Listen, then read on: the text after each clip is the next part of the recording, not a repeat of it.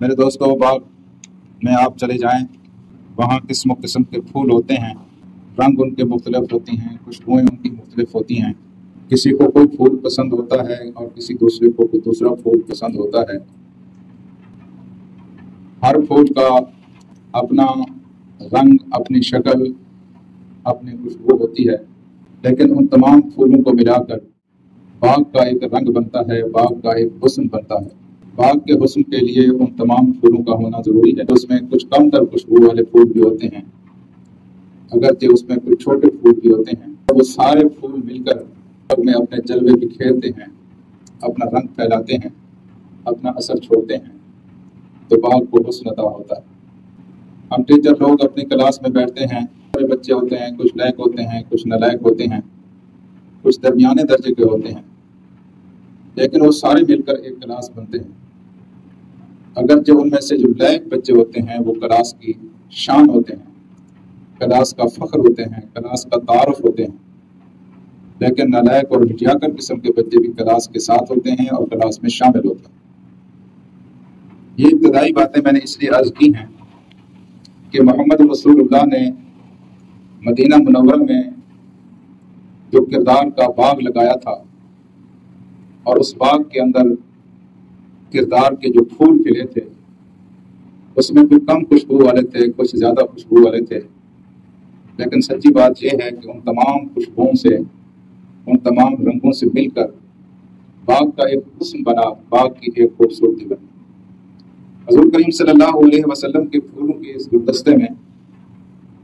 بہت مفلس، بہت کلاش اور کنگال، نانے جویں کے محتاج، چیچڑے پہننے والے، فاقے کرنے والے لوگ بھی موجود تھے، لیکن آپ کے اس حلقہ ارادت میں وہ لوگ بھی موجود تھے جو مدینے کے خوشحال لوگوں میں شمال ہوتے تھے۔ لیکن سچی بات یہ ہے کہ اسلام کو جس چیز نے سب سے زیادہ عزت عطا کی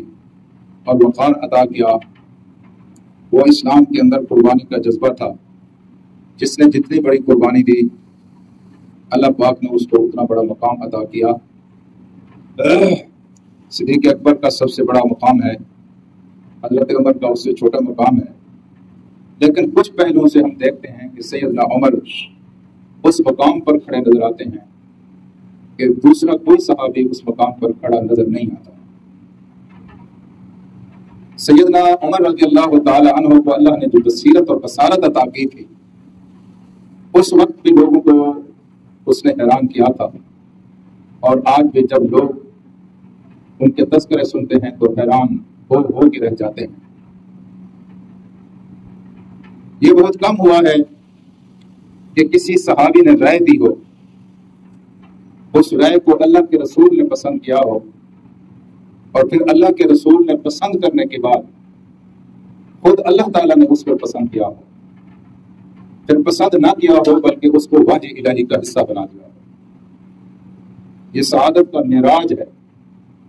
یہ خوش نصیبی کی انتہا ہے،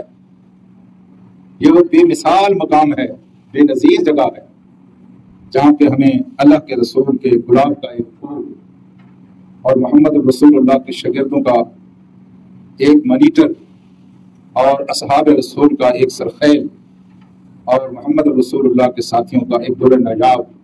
ہمیں حضرت عمر رضی اللہ تعالی عنہ اس مقام پہ کھڑا ہوا نظر آتا ہے۔ ایک بار تو اتفاق ہو سکتا ہے، لیکن حضرت عمر رضی اللہ تعالی عنہ کو اللہ تعالیٰ نے یہ سعادت ایک دفعہ نہیں کئی بار عطا کی کہ آپ نے خواہش کا اظہار کیا، آپ نے رائے دی، آپ نے مشورہ دیا، آپ نے اظہار کیا، اور ادھر سے جبریل امین قرآن کی صورت میں اسی بات کو لے کر زمین پر آئے اور رسول کریم صلی اللہ علیہ وسلم کو آپ کا انہوں نے گواہی سنائی۔ خود حضرت عمر رضی اللہ تعالیٰ عنہ کہتے ہیں کہ واقفت للہ ہے، بلکہ واقفت اللہ فی ثلاث، تین معاملے ایسے ہیں جب